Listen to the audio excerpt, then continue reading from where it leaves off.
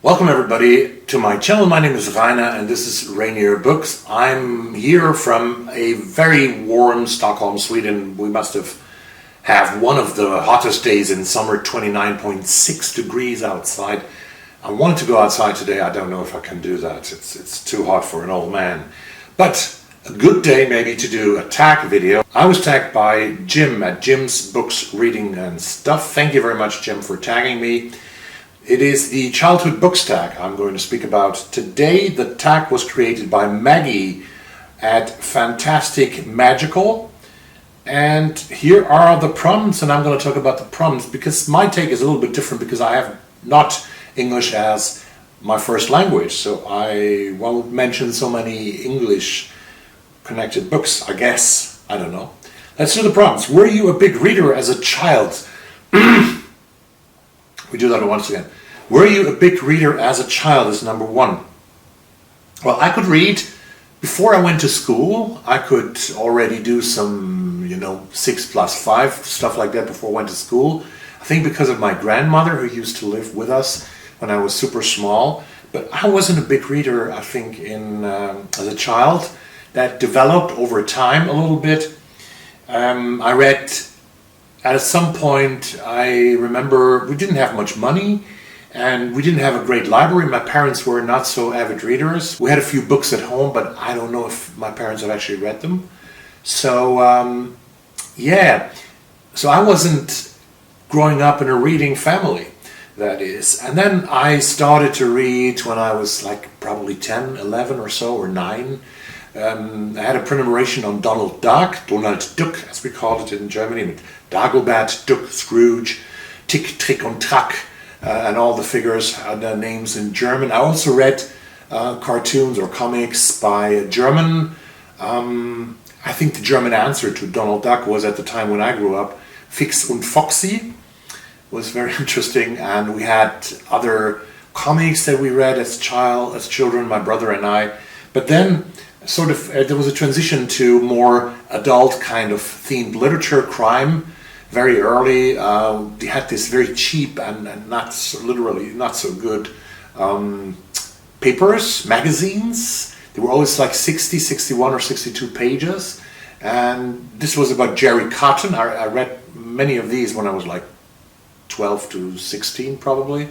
Jerry Cotton was a German author writing about an American FBI detective in New York, mostly, with his friend Phil Decker. There are also some movies with George Nader and German actor Heinz Weiss, I think, as Phil Decker. So I read this.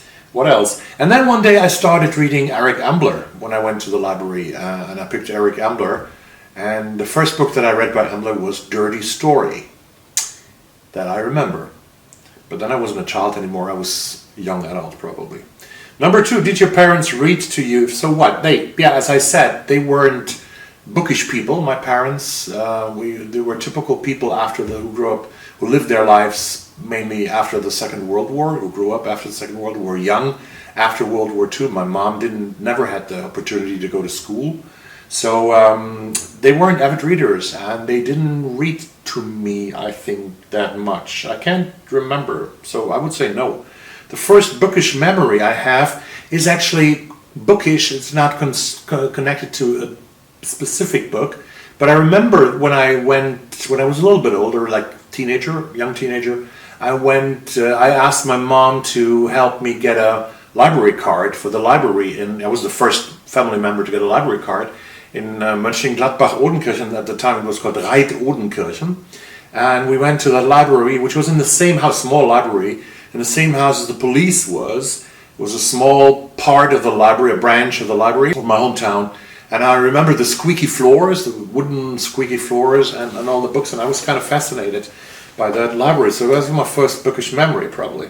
Number 4, be honest, did you read books assigned to you in school? Mostly when I went in 7th grade, 6th grade, 7th grade, 8th grade, 9th grade, we did not read whole books. We had a Lesebuch, which is a book where you have texts, even abbreviated texts from different authors. You have poems, you have maybe short stories or even excerpts from novels, so that we read.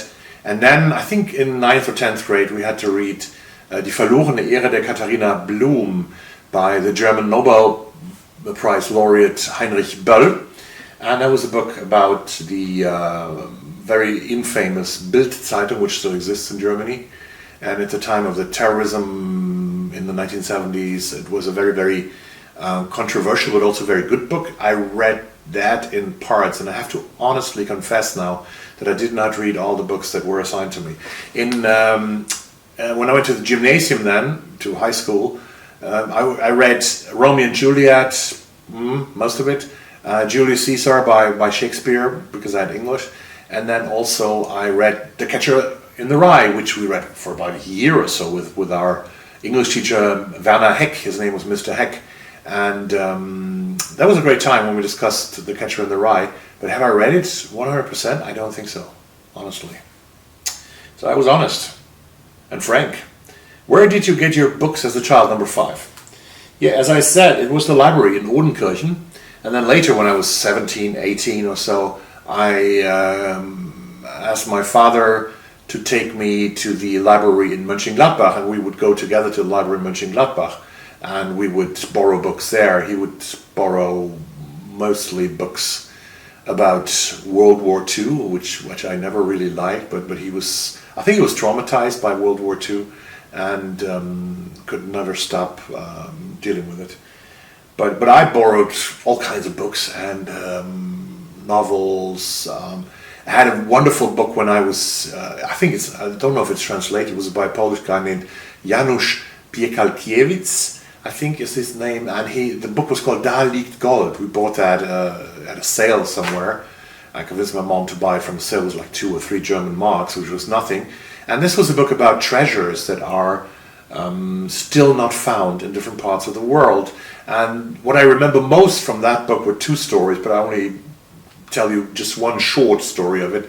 I was totally fascinated because this was a story, the first story that Piekalkiewicz had in that book was about $100 million in gold at the time. They said there was a gold treasure lying and still waiting to be picked up at Cocos Island, which is somewhere off the coast of Costa Rica. I was so fascinated by that one. So, I got that book. Number 6, did you watch any television meant to inspire reading? No, I didn't do that. We watched a lot of, apropos television, we watched a lot of Western movies at the time when my brother's almost 4 years older than I am, when my brother and I grew up. We watched a lot of Western movies. They showed all these 40s and 50s movies on German telly in the 70s and in the 70s with James Stewart and John Wayne and Kirk Douglas and Robert Mitchum and so on. Of course, No Return, The River of No Return, one of my favorite Western movies by Otto Preminger. And I don't like the content so much because there's a lot of racism in it, but despite of that, I still think that this is one of the best movies ever made, The Searchers by John Ford with John Wayne and Natalie Wood starring in that movie. Number 8. No, what sort of genres or storylines did you like? So that is actually something that is connecting to the Western movies. I liked Western movies because there was so much Western when I grew up on television. So I like these kind of stories, and also crime. Like I said, I read Jerry Cotton and stuff like that because it was on television, and that influenced me so much. American television and all the crime shows that my father liked to watch, like the Rockford Files, like Kojak, like which was called Einsatz in Manhattan in German, and stuff like that. I really was influenced a lot by the television that I watched, more than, unfortunately at the time, more than the books that I got or read. Number 8, favorite children's or picture book. I would say that children's book, because I also read that to my daughters, and I also showed the movie to my daughters. There's a German book by a guy named Ottfried Preußler, and he created the character Räuber Hotzenplotz, which is an evil, but not only evil, because you still can have a lot of fun with him. And there's a beautiful movie with the unforgettable German actor Gerd Fröbe, who also became kind of world famous because he was in one of the Bond movies. He was playing the evil guy in one of the Bond movies, Gerd Fröbe. And in some other international movies, I think we saw him. Yeah, Räuber Hotzenplotz. Number 9, favorite chapter or big kids book. I would go for The Catcher in the Rye by J.D. Salinger, which was translated into German by Heinrich Böll, to connect the dots of this video once again. Böll, who also was a translator, and he loved English-speaking literature. He also loved Ireland. He wrote a beautiful book about Ireland. But back to the favorite young adult book. I have a friend, she's a writer, Tamara Bach. She has written, I think, 10, 12 novels already, and I would recommend her beautiful novel, Girl from Mars, or The Mars Girl, which was the first novel actually that she wrote, but it's one of the few, I think, that's available in English. So if you haven't read Mars Girl yet by Tamara Bach, please go out and read it. She deserves it. She's a great author, and she still writes new stuff all the time. So, I could do a little advertisement here. And number 10, favorite children's series. Yeah, children's series. Here I would mention, because I'm living in Sweden, and there's this Swedish author who also has a great impact, still has a great impact, and had a great impact on Germans and German literature, Astrid Lindgren, as we call her here in Sweden, or Astrid Lindgren in English maybe. She died many years ago. She got a 101-year-old, and she's the creator of, among other characters, Pippi Longstocking, Pippi Langstrumpf in German, or Pippi Longstrump in Swedish. And I think this is one of my favorite series. It's about a girl. In 1948 or 1949 she wrote that book, and I actually know her daughter. I met her daughter, and she actually was the one who came upon that name, because her daughter's name is Karin, and Karin was very sick in the 1940s, and her mom, Astrid Lindgren, who was an aspiring writer, Karin was very sick. She had a cold, she had a fever, and then she said to her mother, fantasizing, "Mom, please tell me about Pippi." And Astrid Lindgren took that up and started telling her daughter a story about Pippi, and that was how Pippi Longstocking, this strange but very strong girl who was so independent in the 1940s, who was able to lift a horse, and who was living alone. This figure was created, and Astrid Lindgren tried to sell it to a lot of publishers in Sweden and also abroad. And in Sweden, I think, and in Germany, no one wanted to buy this book, to publish the book, because it was this young independent girl living alone, like 10 years old. That's impossible. Women, girls cannot be so independent. And the publishers didn't like it. One publisher liked it, and this publisher, well, has made a fortune by the books of Astrid Lindgren. So she was a very progressive woman in a way, but also very conservative. But that's maybe something for another video. And I'm already at the end of the video, and at the end of the tag. I am supposed to tag other beautiful booktubers here, and I will tag Tracy at Tracy's Nordic Light. That's a colleague working here in Norway, our beautiful western neighbors of Sweden. Hi Tracy. I'm tagging Daniel at Guilty Feet. I'm tagging Hannah at Hannah's Books. I'm taking from Portland. I'm tagging, come on. I'm tagging Margaret Pennard in Portland, Oregon.